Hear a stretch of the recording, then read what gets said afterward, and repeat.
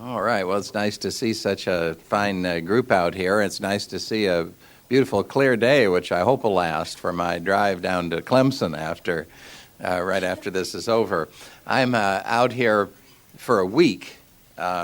And in case any of you are California taxpayers, I should reassure you I do not teach at the university in the fall semester. I'm on half-time and only teach in the spring because the number of lecture invitations grew to such a thing and the travel commitments that I had to give up that teaching. And I'm probably going to retire completely from law school teaching in the near future because I have a whole second career going.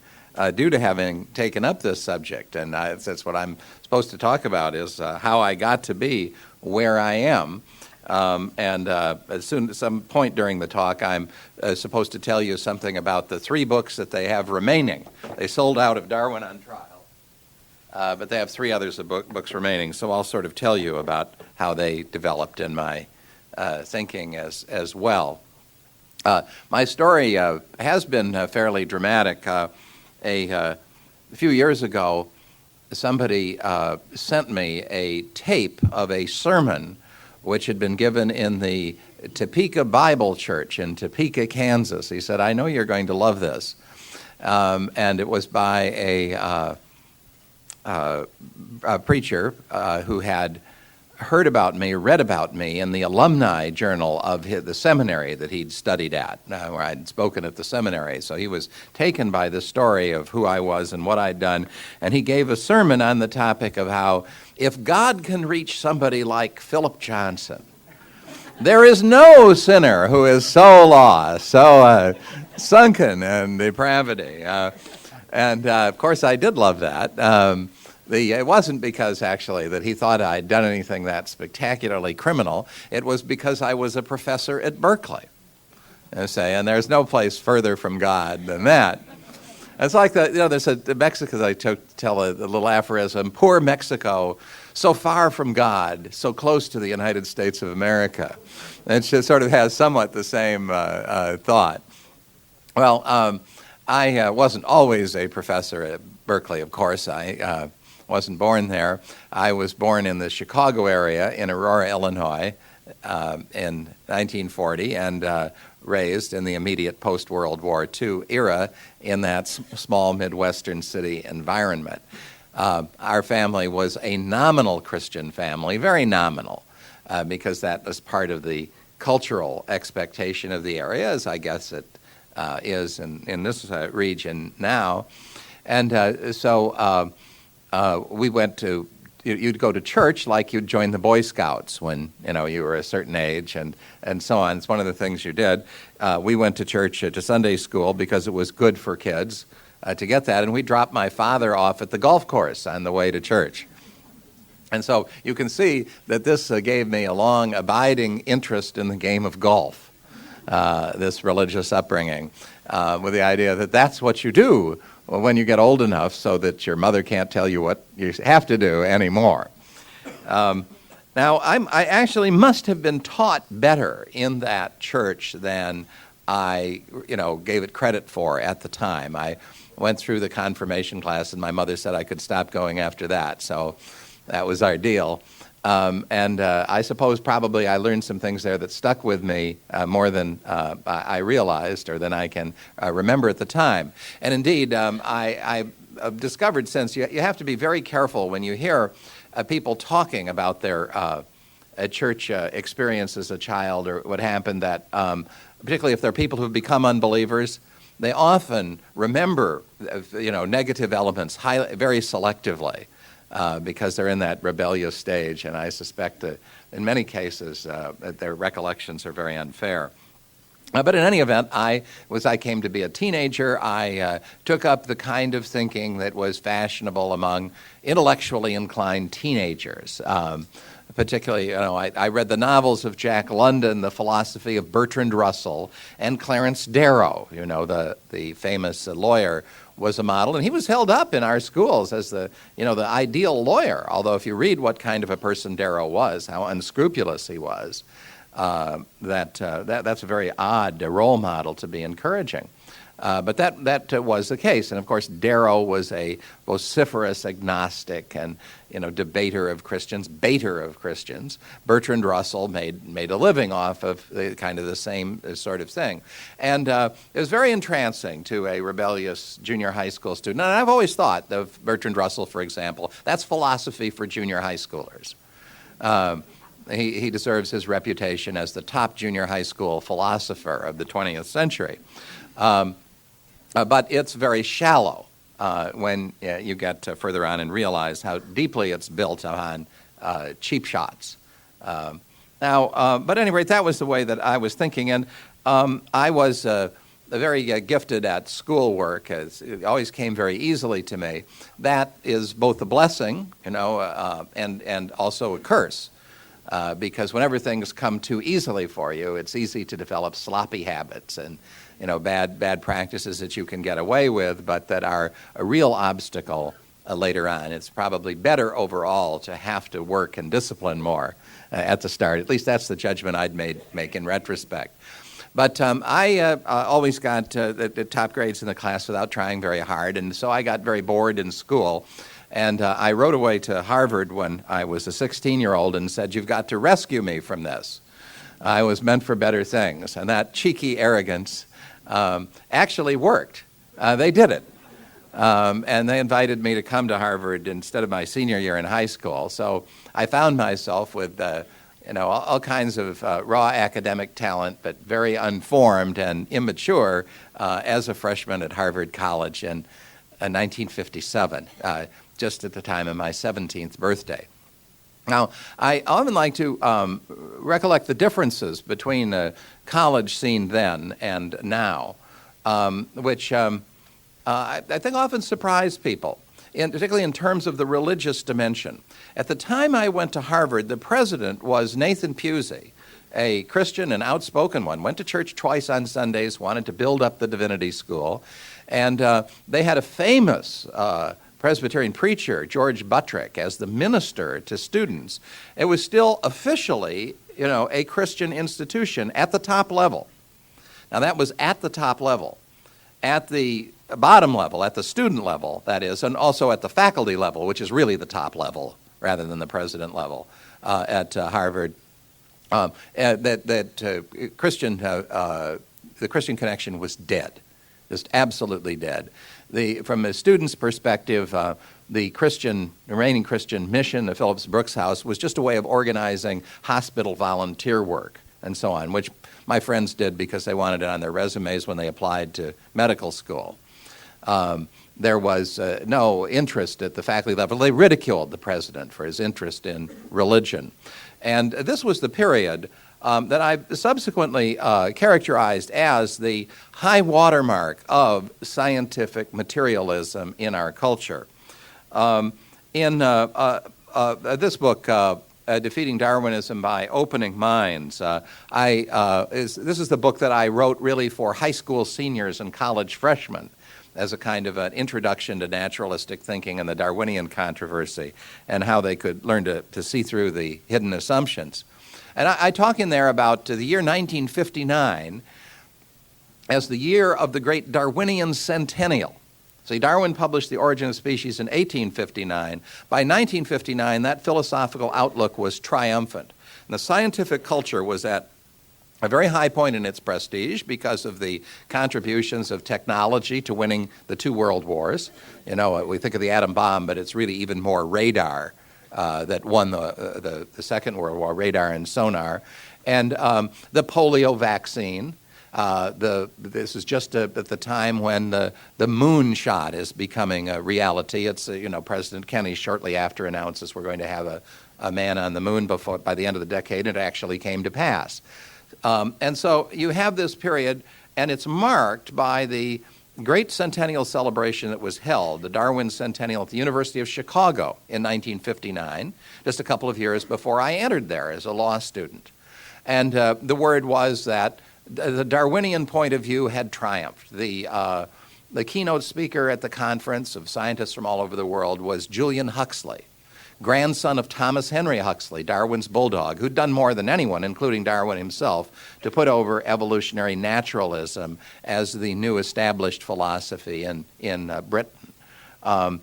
Julian Huxley was also the founding Secretary General of UNESCO, the United Nations Educational, Scientific, and Cultural Organization, with the idea of the new scientific and socialist blueprint that was going to make a better world. And he was one of the founders of the Neo-Darwinian synthesis. And he put the whole thing in frankly religious terms.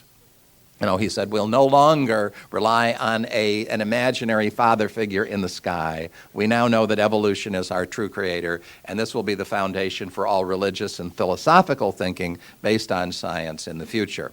And that was very much the temper of the times, that scientific knowledge would now be the only kind of knowledge, and that there would be, the social scientists were all writing about the inevitable secularization of society. You see, as people got more intelligent, they got better educated, they would put aside superstition, such as traditional Christianity, and then they would go either to an outright agnosticism or perhaps to a spiritualized, evolution as our creator, the kind of philosophy of Teilhard de Chardin that was mentioned by Professor Wilson in his commentary last night, or by Julian Huxley himself, who wrote a book called Religion Without Revelation. How you can replace God with evolution as your creator and never, miss a beat, was essentially his theme. So this is the temper of the times that I went to. As I say, among students, the religious life was dead. The Christian, in any really authentically Christian sense, certainly. And I like to point this out because many people, have the mistaken idea that things have, been getting worse in that sense, or more secularized and so on continually. And that's not the case. That if you go to Harvard and Yale now, as I do, you will find vibrant chapters of Campus Crusade for Christ and InterVarsity, other, parachurch ministries. It's a small percentage of the whole, to be sure.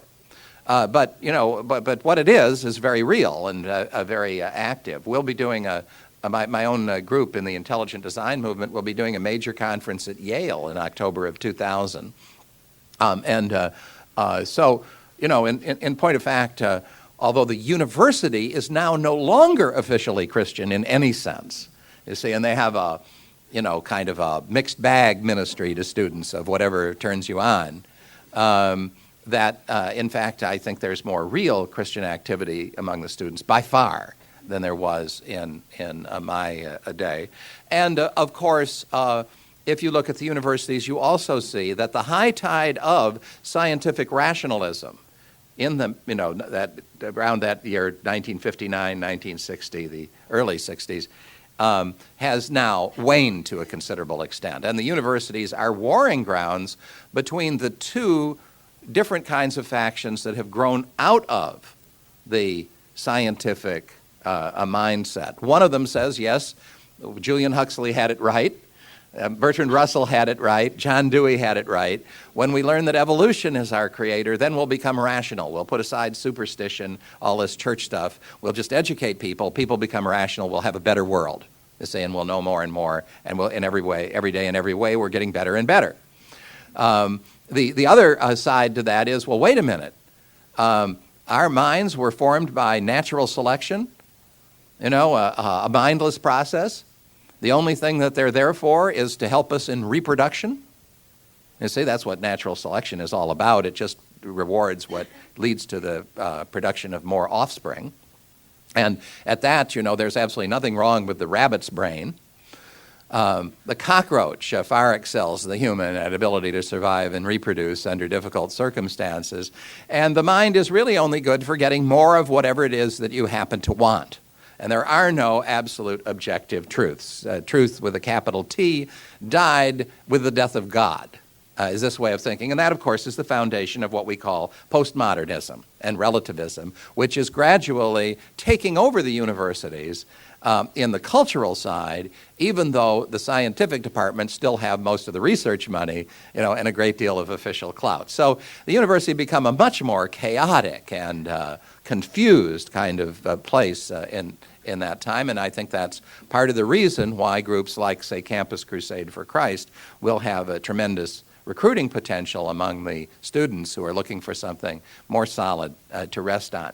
So that's kind of been the university cultural setting, over my life. Now, to go back to the personal story, I entered Harvard as a freshman in 1957.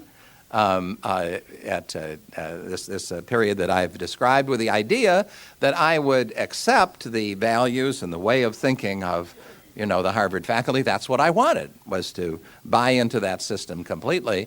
And then you had a successful life. The way you had a successful life was by absorbing a lot of knowledge, learning how to do something well. Some of my friends would go into the medical field. Well, that never attracted me. You'd go into some sort of public policy, law, government, or whatever. You'd make the world better, you see, by applying this rational knowledge to the world's problems, and do good for yourself as well. Like the Tom Lehrer song, The Old Dope Peddler, doing well by doing good. That you would achieve this. And we thought, of course, doing things like raising a family, going through life, the marriage and so on, that this would be rather easy. Because after all, even our parents could do it after a fashion, and we were much more intelligent and more highly educated than they were, so how could it be much of a problem for us? That was basically our way of thinking. So I went on in this way. The other thing I wanted out of life was a life of adventure. So I set off to hitchhike around the world after I graduated from college, taught school in Africa for a while, and was having a fine old time. When my father got me to come home ahead of schedule because my mother was very ill and dying of cancer. So I had a summons. I pretty much had to come home. And he said, and by the way, I've arranged for you to be admitted to the University of Chicago Law School entering class this fall. And so you can do that, too. He'd always wanted me to go to law school. And because of that, I'd always said, I'll do something else, as I was just that, kind of a rebellious kid. But I didn't have a good enough reason to say no at this point. See, it was a lot easier for somebody to get you into law school then. You couldn't do this with my law school today. But he did it. And so I entered the University of Chicago Law School in the fall of 1962. Well, there I found that law was something that came very easily to me. Law school exams test a certain kind of mental sharpness and acuity in spotting issues and in spotting how people are reasoning and what they're missing and all of that. And it's something that people just, it's sort of like taking up a musical instrument or something. Some people find it a whole lot easier than others. I had that this was exactly what my talent was for. I found it, it was something I could do very well and fairly easily, and so I graduated at the top of my class in due course, and then really seemed to have it made. You see, now I actually had something, the skill, the credential, and so on. When you graduate first in your class from a law school like that, it's a little bit like being a football captain, or something that you become famous with the other students, and there's a little glamour to it. So I even was able to marry the homecoming queen, which for a nerdish kid like me was a really something. And I got first the position of law clerk to the Chief Justice of the California Supreme Court. That's what initially brought me to California, and I discovered that it was actually true that they don't have the same winters that you do in Chicago. I'd never really believed that. And so I thought, well, I want to come back here to live. It's the Supreme Court of California is in San Francisco, by the way, not in the state capital, and so it's in the most glamorous part of California. And then after following that, I got the next logical step of law clerk to Chief Justice Earl Warren at the U.S. Supreme Court. So now at this point, I'm at for a person of that age, that's the top of the legal establishment. At that stage in your career, it means you can have anything, that all the law firms want to recruit you in the universities and so on. And what I really wanted was an easy life. So I wasn't attracted to Wall Street, law practice, that sort of thing. I didn't want to work myself to death. I wanted to live in Northern California and do whatever I wanted, have that life of adventure. So I figured I'd better take a professorship at Berkeley while it was being extended to me. Who knows whether this luck would run forever. So I came to Berkeley at the age of 27 as a professor already, and looking 17. During my first year on the faculty, twice salesmen came to the door and asked me if my mother was home. Those are days long ago. Now they ask me if I want the senior citizen discount. No, that's one thing that's changed a whole lot. But at any rate, you see, at this point, you might say, I've got life made. I have a wife. I have a life of glamour. I have the job I want. I can do anything from this. We have a minuscule teaching load. I can, do all sorts of things. And we had a first child, and so I think, well, I don't know how long I'll be here. Maybe I'll get a cabinet position or something like that, and that's what life is going to be for me. Now, during this time, in terms of religious views or opinion, I should say that I would have called myself an agnostic because everybody around me was an agnostic. That's just what you were if you were in my kind of life. But I was never the kind of agnostic who was a Christian baiter or actively hostile to theology, to God, or to whatever. In fact, in law school, I read all of the popular C.S. Lewis books and liked them. I thought that this was very attractive stuff. But what I thought was it's for another kind of person in another time. You see, that we've gone beyond that. That isn't what we believe anymore.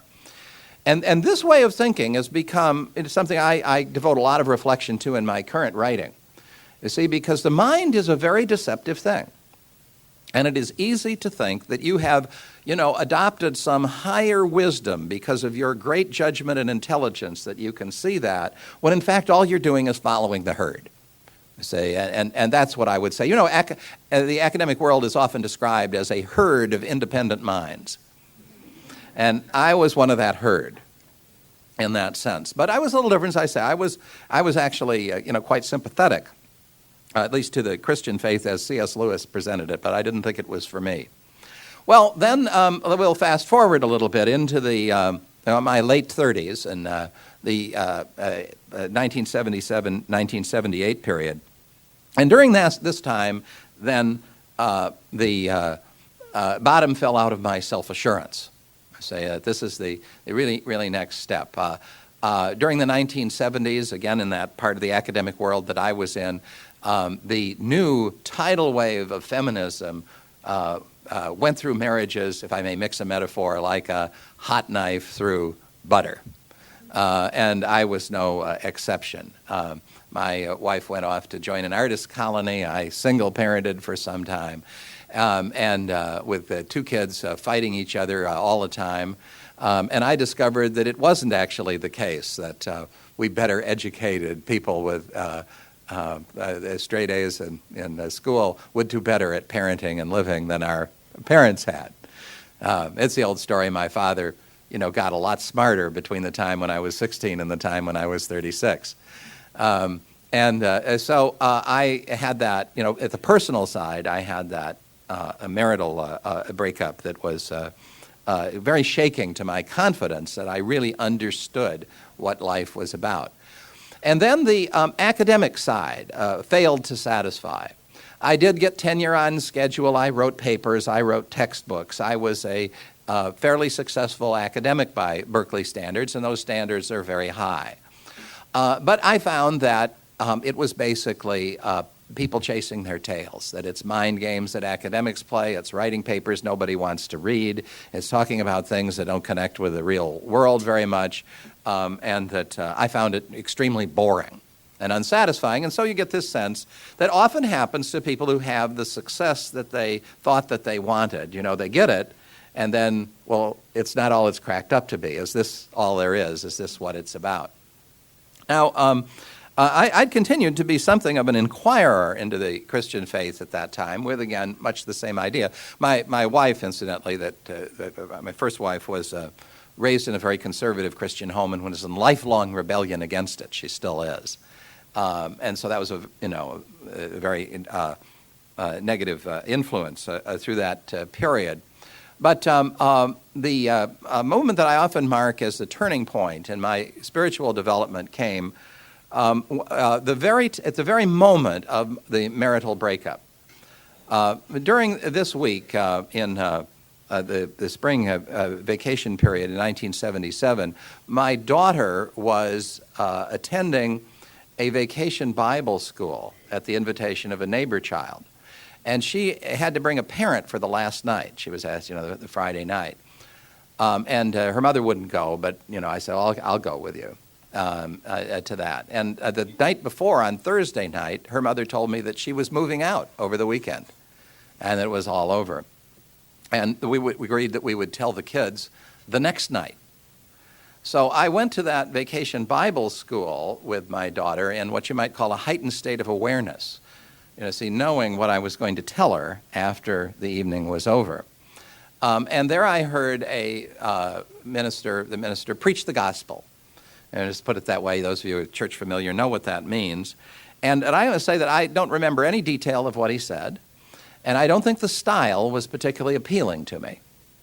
He's a person I've since become a friend of, but we're very different personality types and not naturally close to each other. And so it's important to mention that because there's nothing about the delivery that was attractive. Really no specific point about the content either. That what I remember thinking was, I'm absolutely convinced that he believes what he's saying and that more than that he lives by it. Of course, you don't really believe it unless you do. And that he lives by it. And I could too. That's the question that occurred to me. Now, this was a Presbyterian church. If it had been a Southern Baptist church, there might have been an altar call. I've since delivered the altar call, a Southern Baptist church from the pulpit, but that wasn't done there. So nothing, really happened that night, you might say. But that was the moment at which I would say that it became a possible option in my mind that I could accept Christ. I could accept the gospel. And of course, by this time, I was convinced that my earlier illusions of superiority were misplaced. I had had the humbling experience of, seeing that I didn't really know how a marriage worked or a family, and that, the God of academia was a God that had failed. So it was another year or so after that before I came to the decision point and accepted Christ and decided to make my life on that principle rather than the ones that had led me to that point and to that crisis. Now, following that decision, a question became uppermost in my mind, and here I get to the announced subject of why a law professor would be taking up evolution. It became something that I very much felt a need to explore. A question of why, if the Christian gospel is true, why is the academic world, the intellectual world, the high world of the mind so thoroughly dominated by people who think it is not? By people who, in fact, are either actively hostile to God or in any form, or are indifferent, regarded as unnecessary or unimportant. Why is it that among really important performers in the academic world, it's pretty easy to count the few real Christians, and this other way of thinking so thoroughly dominates that culture. Well, I had an opportunity to really devote myself to that in the academic year 1987-88 when my second wife, who I met in the church, Kathy, and I went for a sabbatical in England. And in that sabbatical year, I had no teaching duties. I had only the flimsiest idea of any kind of a research project. But I had an office at University College London that providentially just happened to be practically next to London's leading scientific bookstore. And as I came into the office in the days when I did come in, we spent a lot of the time just touring Britain, I would go past that store and I would see one book after another about Darwinian evolution in the window. Starting with Richard Dawkins, The Blind Watchmaker, which is something I've written a lot about since, and which is really the best modern promulgation of the basic Darwinian thesis. Now, As I studied this subject, as I became more and more fascinated with the popular literature, which is where most of the good arguments are, by the way. The scientific literature deals with details and it assumes all the hard points. But as I got into both scientific literature and the popular literature, several things became clear to me. And one of them was that in dealing with Darwinian evolution, Julian Huxley had it right back at that 1959 symposium on the triumph of Darwinism. This stuff is not just a scientific theory. In some respects it is that, but it's much more than that. It's a creation story. It is a creation myth for the intellectual culture. And the meaning of the myth is not in the fact that it's supposed to be long and gradual, take a long period of time instead of a short period of time and be gradual rather than abrupt. Those are details. That's not what it's really about. The meaning of the myth is that we are created by unintelligent material processes. You see, that's why God-directed evolution isn't evolution at all, as all the leading evolutionary scientists will tell you when they're in a candid mood. They'll often blur this truth for political reasons, but there's no doubt about it when they're meaning to tell it like it is. As I sometimes put it in lectures, if Darwinian evolution is the answer, what's the question? You see, the question is, how do you get the creating done without God? And so it has to be unguided in order to answer that question, and it has to proceed by a combination of chance, to say that's mindless, and impersonal natural law, the laws of chemistry and physics. And that must be the only elements that are involved. And the question is just what's the most plausible model that will tell you how that might happen. So, what I saw was it's no wonder that this is so important and that the great Darwinian story is guarded so zealously by its advocates. Because this is at the basis not only of science, it's at the basis of law and culture. It's at the basis of the university's idea of what knowledge is. That's why the universities are torn between the scientific rationalist side, you see it's just one side, and the postmodernist relativist side that's dominates in the humanities. It's because those are the two possible ways you can go when you realize that we're created by mindless forces and not by a God who has a purpose for our lives. And I've discussed all of this in the book Reason in the Balance. It's my own favorite book. It's the book I really wanted to write. I wrote Darwin on Trial first, which they're sold out of, which deals mainly with the scientific evidence, because I had to write that first. I had to show that I mastered that. I have to have the understanding that this is not something, that can be established by the kind of evidence that the evolutionary scientists talk about.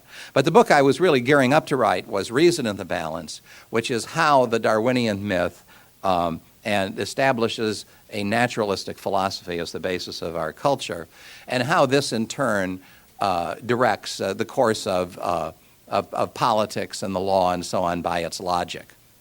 For example, it's the reason why in the years immediately after the triumph of Darwinism, the whole idea of marriage changed. When I was growing up, I didn't know anybody whose parents were divorced, and nowadays my kids talk about, the few people who have married parents. And 1960s were the watershed on this. It's after 1960 that you get a change. Marriage is no longer a sacred institution. It's a contract, like any other contract, like buying and selling a car. And so, of course, you can get out of the deal if you pay damages. And now that's just taken for granted in the law. And similarly, we're going to have homosexual marriage, no matter what a majority of the people think about it, as long as the logic is in place, because you can sell your car to somebody else of the same sex or gender. There's no reason you can't make other kinds of contracts with them. The logic is in place. It's just a question of how far, to go with it at any given moment. So this is an extremely important cultural creation myth.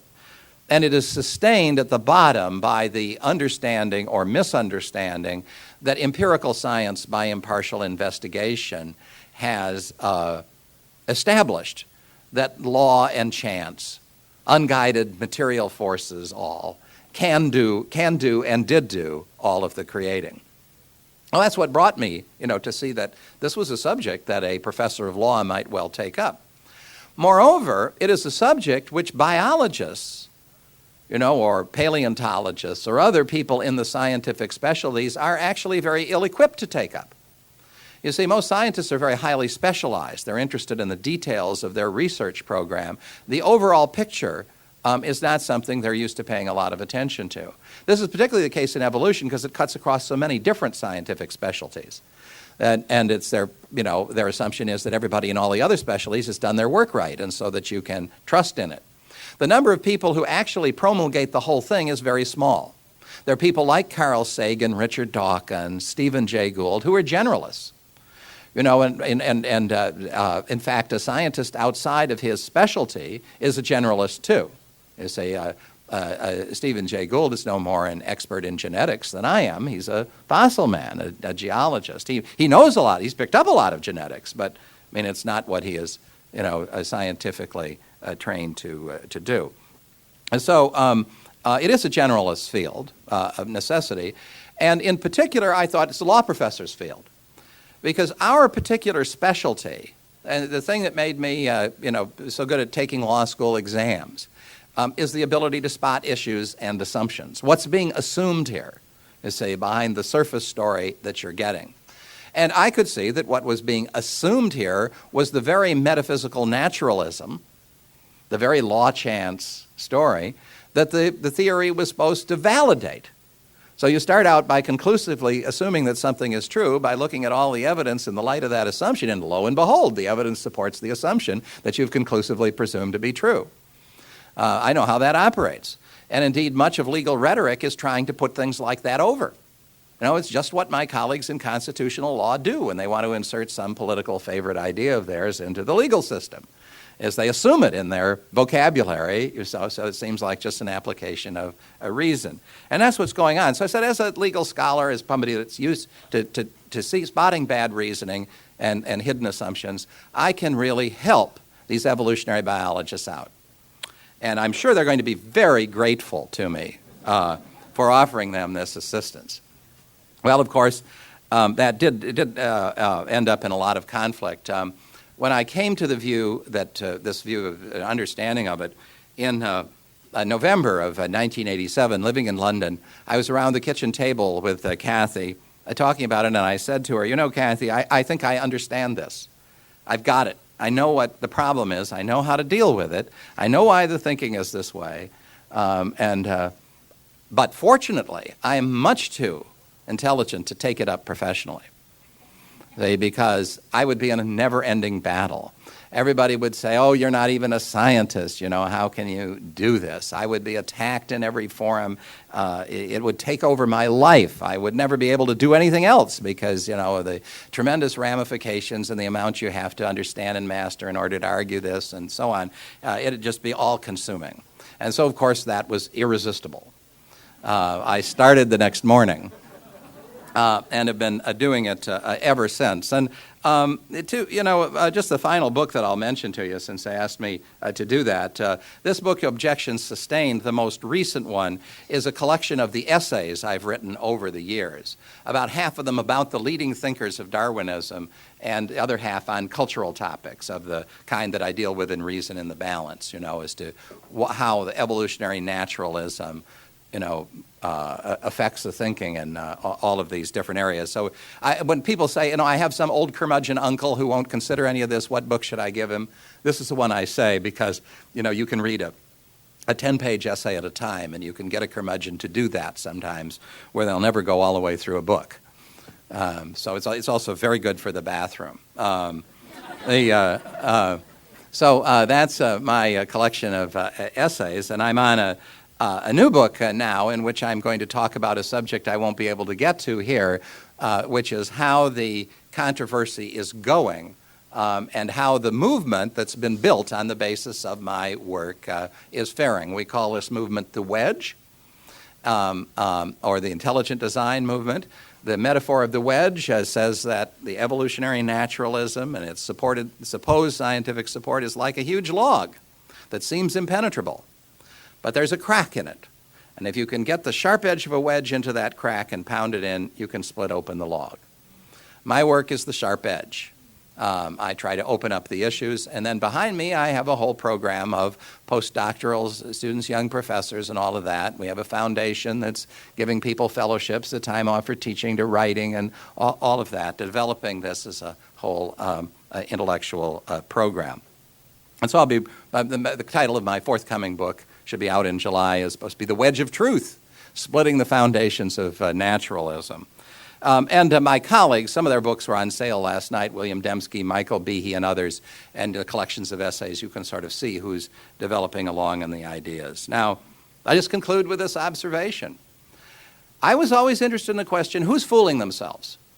See, what I learned at Harvard, what I learned from Bertrand Russell and so on, is it's the Christians who are fooling themselves. They've got something they want to believe, and so they believe it, even though the evidence shows that a naturalistic understanding is actually correct if you're open to evidence. And so that, the evolutionary naturalist will say, well, your religion might be meaningful to you, it might be comforting, but it's basically being comforted by an illusion. The tooth fairy is comforting to children, but, they eventually grow up, and that's the death of the tooth fairy. When they know that somebody else puts it used to be a dime, I'm sure it's not anymore, under the pillow. So that, that's one view. Another view is that it's the evolutionary naturalists. It's the metaphysical materialists. It's the agnostics who are fooling themselves because of their desire to escape the true creator, who they instinctively recognize. They develop complex intellectual systems that will enable them to deny reality. They're called idolatry, and Darwinism is just the latest word in idolatry.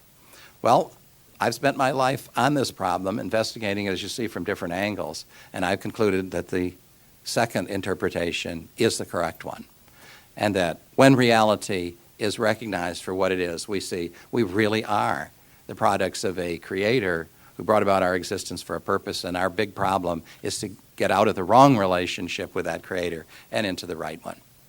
Well, that's it. I've done the books, I've done the story, and now we can get to the question period, but I see we have a word from our sponsor. We do.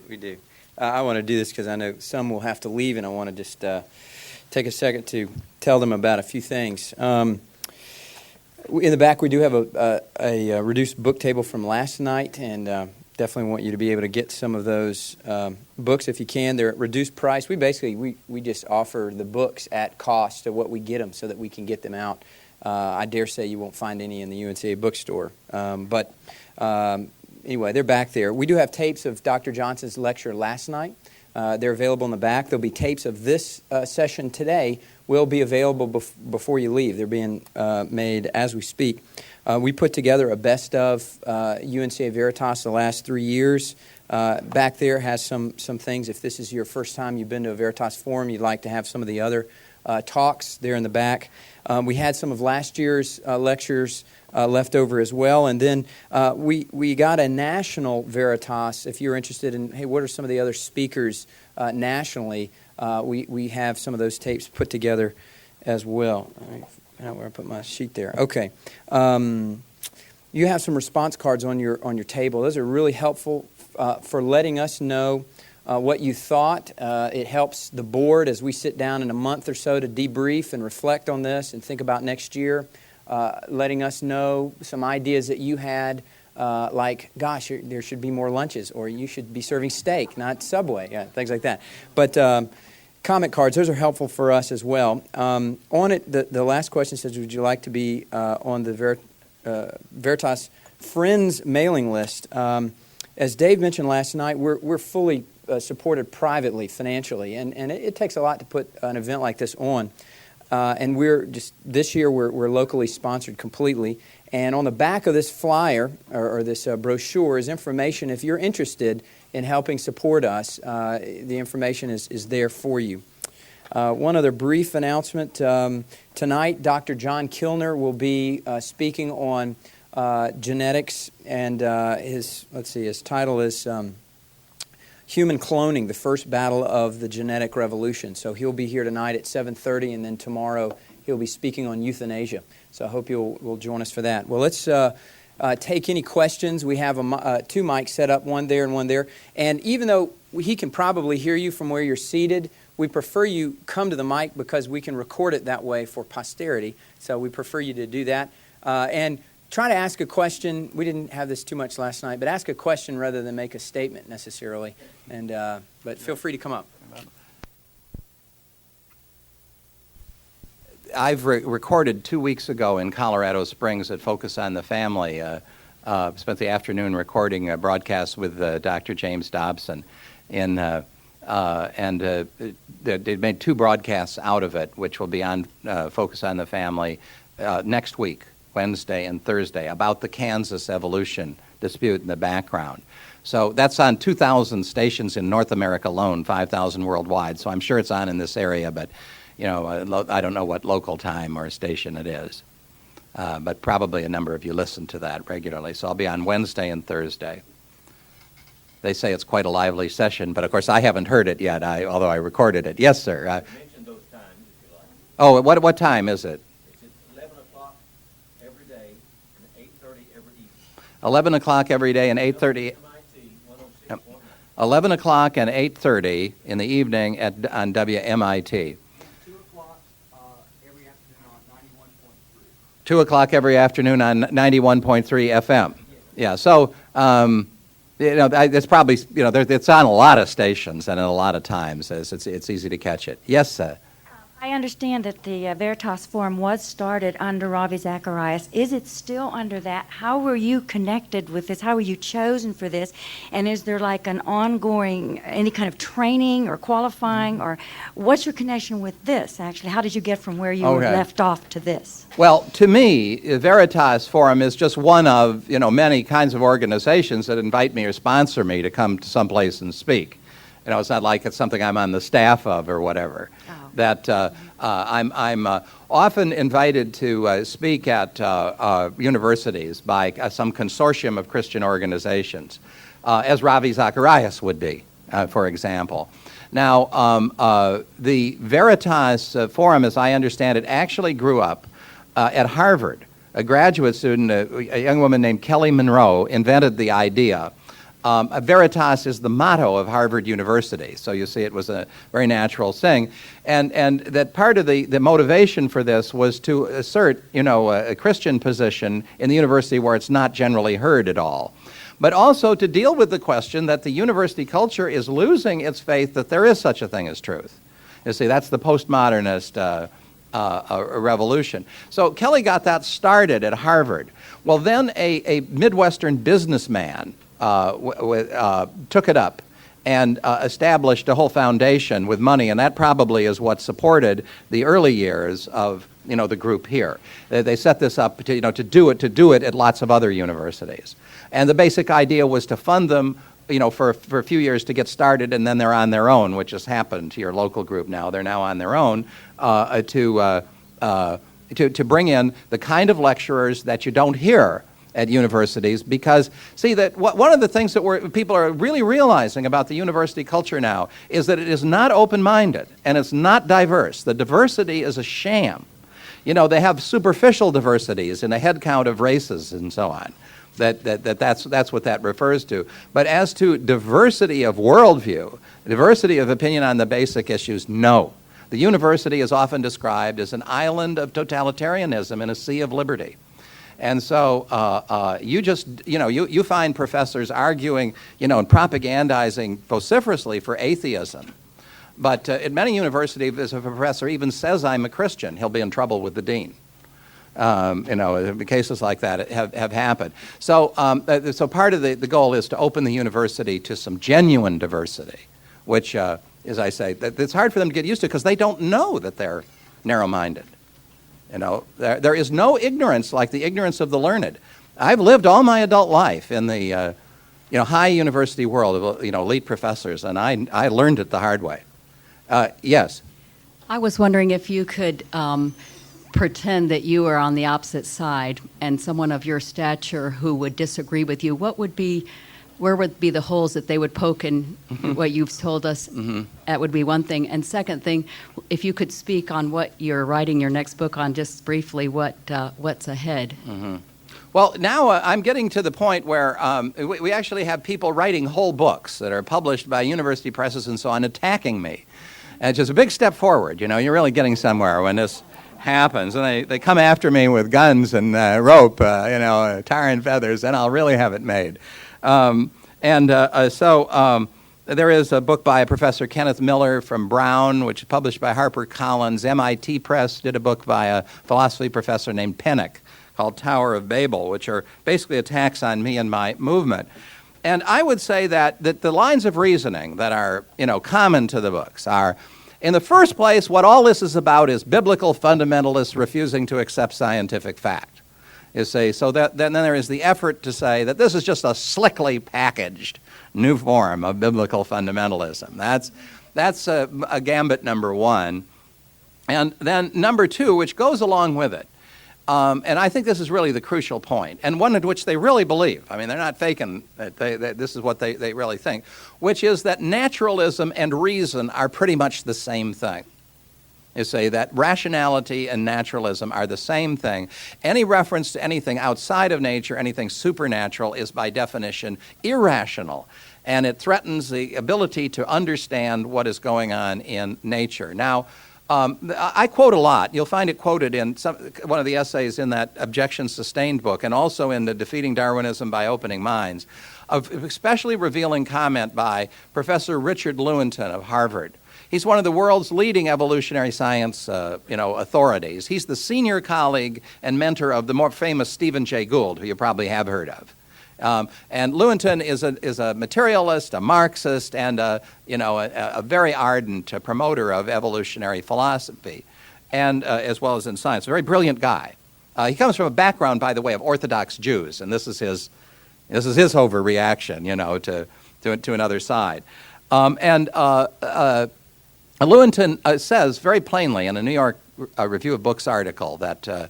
I think it's just tremendously significant. He says, the reason we believe in the Darwinian system and evolution is not because of the evidence. It is because of our prior commitment to materialism. Well, that's the same thing as naturalism. These are interchangeable terms for this purpose. Nature's all there is. Nature's made of matter, particles in motion. And because our prior commitment to materialism, we know that Darwinism has to be true. That a materialistic evolutionary process just has to be true.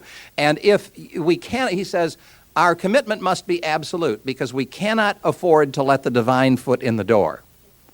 They say, if the divine foot comes in the door, then everything is the result of the capricious actions of an inscrutable deity. He thinks of God, I think, as something like the Mikado in the Gilbert and Sullivan play, and we could have no rationality. So it is that identification of naturalism with rational thinking that is, I think, their key point. I'll be writing a lot about that in this coming book on the wedge and the opposition that we're meeting. So that'd be a good place to get more detail. Yes? Comment on the creation science movement and John Morris in particular, and then secondly, would you comment on the position in general? I understand that some of the, I don't know about Behe, for example, the black box, I believe it is, are these evolution questioners necessarily all Christian? Mm-hmm. Okay, well, I can comment on both of those.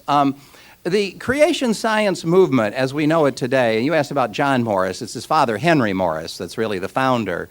It comes from that, period of around 1959, in reaction to the Darwinian triumphalism. And while there'd always been some protesters against evolution, and there, some background to this, particularly the intellectuals in the Christian world, had basically decided that the only thing to do is to make peace with science. And so you say evolution's true, the scientists tell us how it works, that's God's way of creating, science tells us how the heavens go, religion tells us how to go to heaven, and so on, and that they make peace on those terms.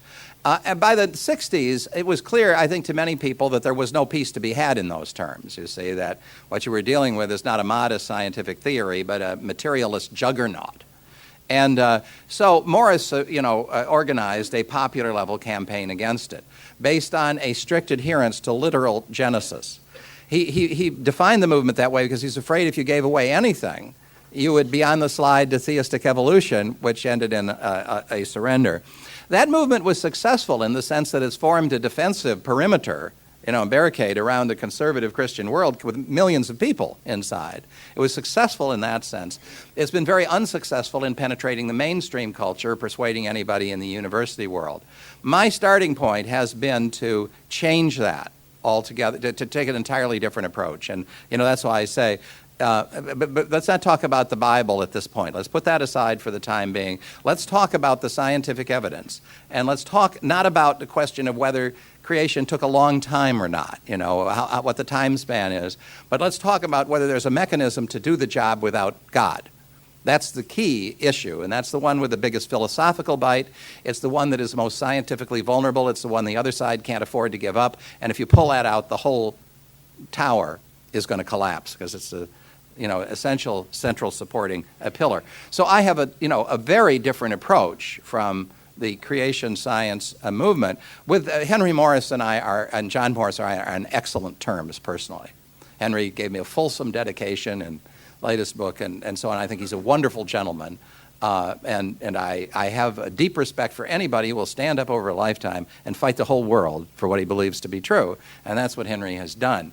But a different approach is needed, in my opinion. Oh, yes, I'm sorry, I didn't see the other microphone. I see you drawing a dichotomy that I'm not sure for at least me exists.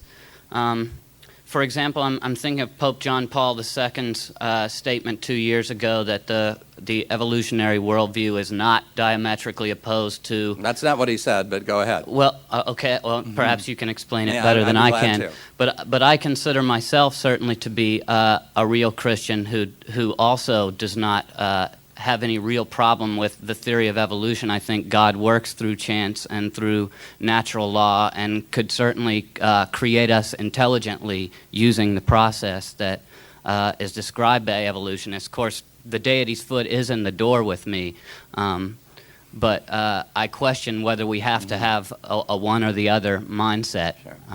Let me answer that. And it is a subject which I deal with quite a bit in all of the books. It's something I've written a great deal about. The Pope's statement in particular is first covered in chapter 6, I think it is, or it might be 5, of Defeating Darwinism by Opening Minds. And I'll also be discussing it in my latest book. What the Pope actually said has been distorted in the press because they only quote part of it. In a message to the Papal Academy of Sciences, he said that evolution, now you got to understand it's a very malleable word. If you say evolution, do you mean microevolution? Do you mean insects becoming resistant to insecticide, or do you mean the whole story? Well, he didn't say which he meant. But he did say that evolution is now more than a hypothesis. It's been confirmed by many independent lines of evidence. That's what you've heard quoted. You see, and that's what everybody, Pope throws in the towel, were the headlines. That came. But what he also said is there are several views of evolution, several different theories that are, and that differ because of the different philosophies they are founded upon. And he said a materialist theory of evolution, which endeavors to explain the spirit and the mind of man as an epiphenomenon of the forces of living matter. You see, a materialist theory that says matter did the creating of the human spirit is contrary to the truth against man and contrary to the teaching authority of the church. They never quote that. You see, because it doesn't fit with the desired interpretation. This is the way Darwinists always deal with evidence. They quote what they like, they ignore what they don't like. And since in fact the standard Neo-Darwinian version of evolution is materialist and does endeavor to explain everything, including the mind, in materialist terms, there's a clash here. And the statement is somewhat ambiguous, and it's not terribly well written. It reads like a committee draft that had too many hands in it, by the way. On the other issue, you see, the most uninteresting question in the world is, isn't it possible that God could have? Because the answer to that's always yes, no matter what the question is.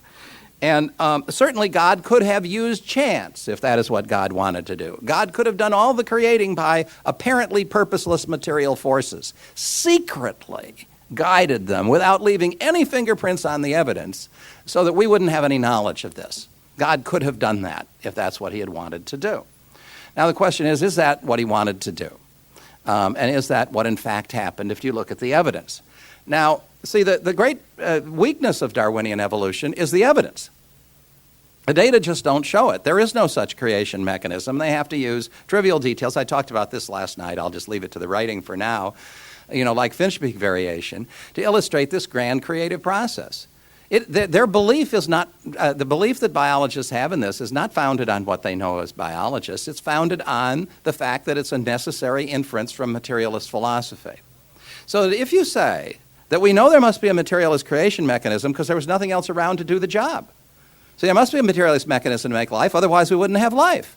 You say, all right, there's nothing else around. Okay, now that we figured that out from science, now we can have religion come in and say, isn't it wonderful that God chose that way to do it? Say, that is not a coherent position. And that is why it's not that it's impossible to be a good, believing Christian on, in terms of your religious practice and believe in everything they're telling you about this subject or any other. Most people believe in various ideas that don't fit well together.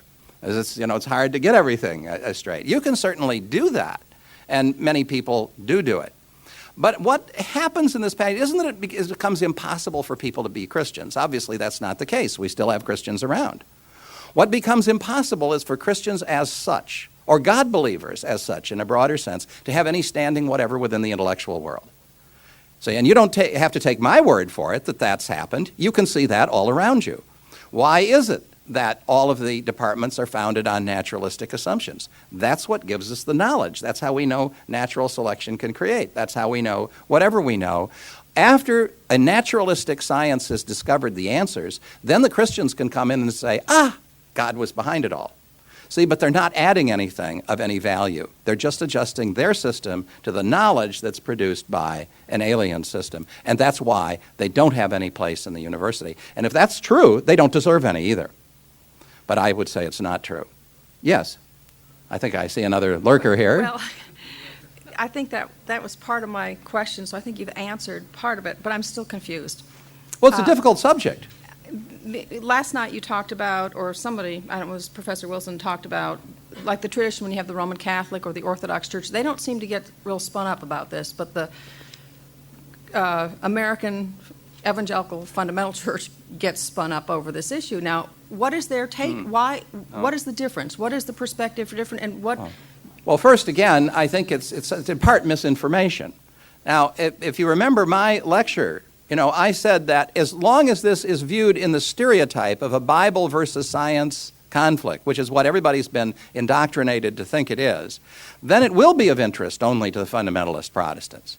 See, that's a reflection of the stereotype. And the view that that's the case is itself an artifact of the stereotype, because the Catholics are not primarily concerned about, the scriptural authority, the teaching authority of the church, and so on. However, just in the recent past, here's some of the things that I've done. I was a featured lecturer at the largest Catholic church in Denver, the Archbishop's Church, with all the seminary professors present. I wrote the introduction to a collection of the writings of Father Seraphim Rose, a scholar saint of the Russian Orthodox Church, which deal with evolution. I'm on the cover of the leading, American Eastern Orthodox church. My closest collaborator in recent years is Michael Behe, the biochemist from Lehigh University. He's a Roman Catholic. My next closest collaborator, William Dembski, is an evangelical Orthodox, a convert to sort of orthodoxy.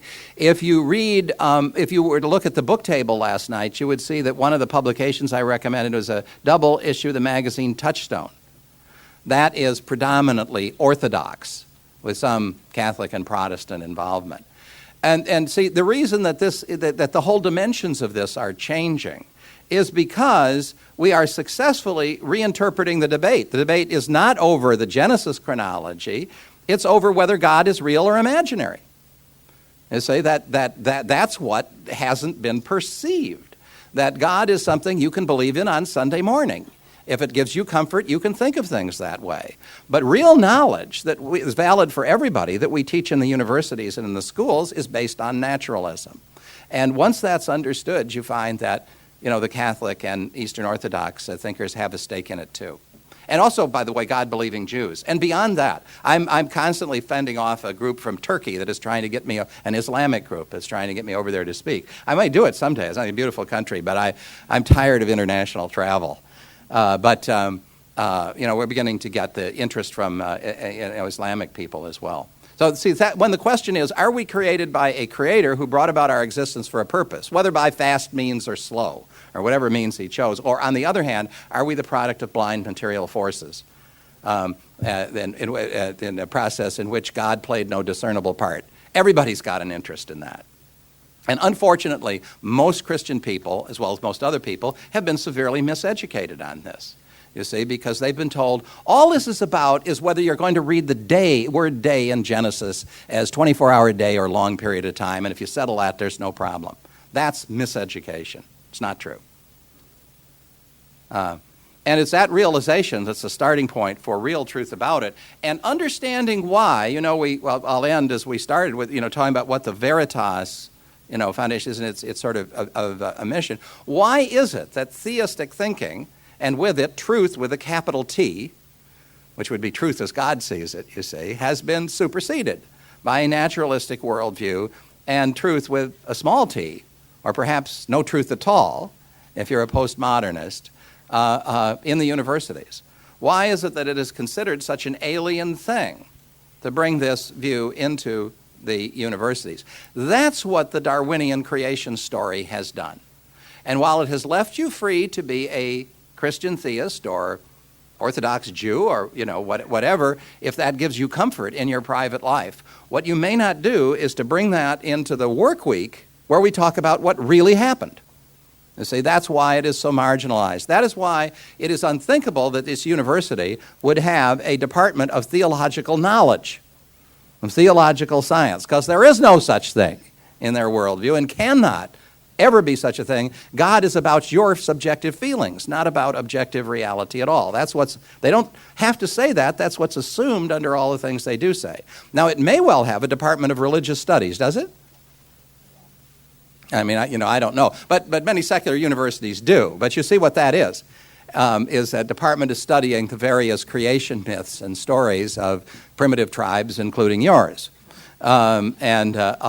That on a relativistic and naturalistic basis. The power of this is such that many of the Catholic universities that have not fully secularized yet, although most of them are on the way, have changed the name of their theology department. They don't have professors of theology anymore, a number of them. It's religious studies. And the reason why they've done that is so the credits will be transferable. So it's a student demand that they get credits that can be used in if they transfer to other universities or go on to graduate school. So the imperialism of this naturalistic way ends up that, religion is about subjective stories. It's Santa Claus for grown-ups. The people who still believe in God haven't learned that, what science is really teaching them. And it's okay for them to go on believing if it gives them comfort, if it seems to work on that in their lives, provided they don't bother the other people with it. Because it's just their subjectivity. It's not knowledge. Knowledge is valid for everyone. That's why every school child must be taught, and no nonsense and no backtalk about it, evolution is a fact. That means evolution is your creator. And why no school child may be taught, ever, that is forbidden in public education, that God is your creator. Because that's religion, it's imagination, it's subjectivity, it's fantasy. That's the implication. And if you don't see that, you just aren't listening and watching with discernment. Okay, that's my message, and thank you all for coming.